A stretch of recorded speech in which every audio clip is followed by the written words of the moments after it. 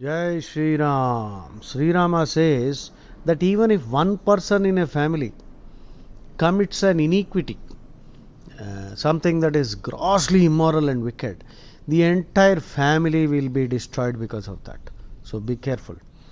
Eko hi kurute papam kalapashavasangataha నీచేన ఆత్మ అపచారేణ కులంతేన వినశ్యతి.